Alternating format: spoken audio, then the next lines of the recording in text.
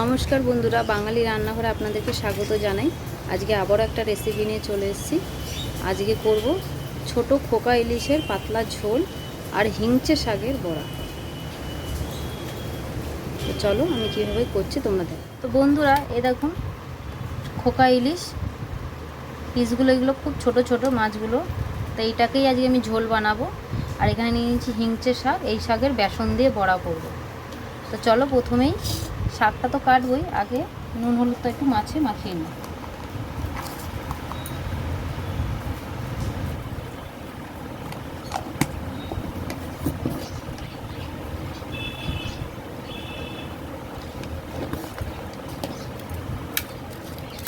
এখানে একটু মাছের তেল রয়েছে।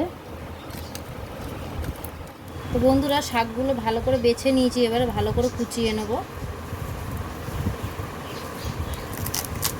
এই উপরে এগুলো ফেলে দিচ্ছি, এগুলো শক্ত ডান্ডি। পাতলা পাতলা করে এটাকে কুচাতে হবে।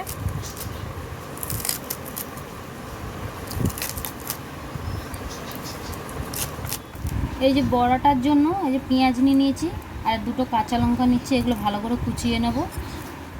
আজকে ইলিশ মাছের পাতলা ঝোলটা একটু অন্যরকমভাবে করব। দিয়ে দিচ্ছি কালো সর্ষে,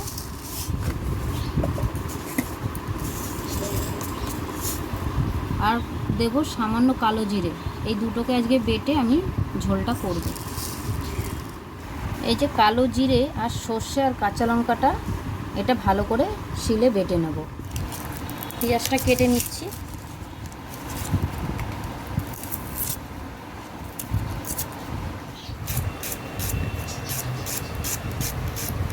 পাতলা পাতলা করে কেটে নিচ্ছি। এই যে বন্ধুরা, শাকটা ধুয়ে নিয়ে এসেছি ভালো করে। এই যে পেঁয়াজ কুচানো আর কাঁচা লঙ্কাটা, এটা এর সঙ্গে দিয়ে দিচ্ছি একসাথে। এবার দিয়ে দেবো হলুদ গুঁড়ো একটু।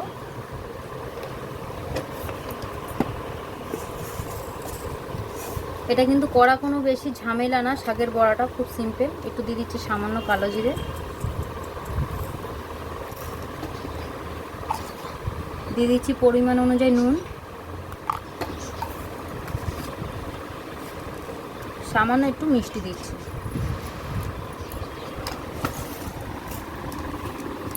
আর দিয়ে দেবো বেসন।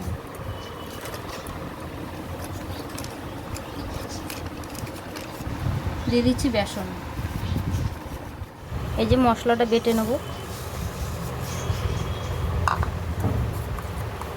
এর মধ্যে সামান্য একটু নুন দেব।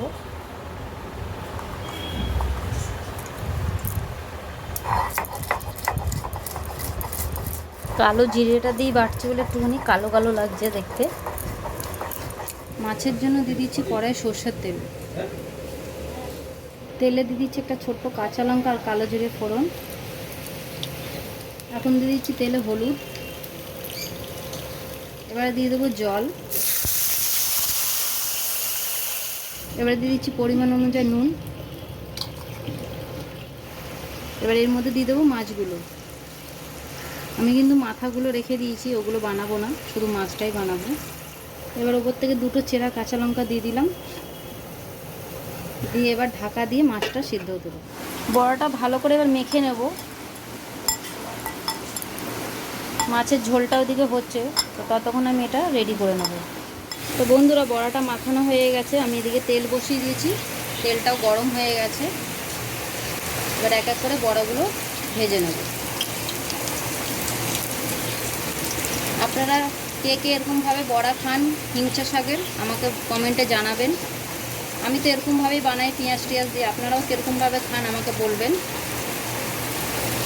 এই শাকটা কিন্তু একটু তিতো তিতো লাগে, কিন্তু বড়া করে খেলে খুব ভালো লাগে।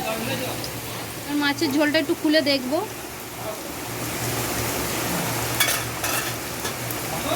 ঝোলটা বেশ ভালোই ফুটে গেছে। এবার এর উপরে যে সর্ষেটা আর কালো জিরাটা বেটে রেখেছি, উপর থেকে দিয়ে দেবো। মশলাটা তো দিয়ে দিয়েছি উপর থেকে, আবারও একটু ঢাকা দিয়ে হতে দেবো। এই যে বড়াগুলো হচ্ছে, এবার উল্টে দেবো।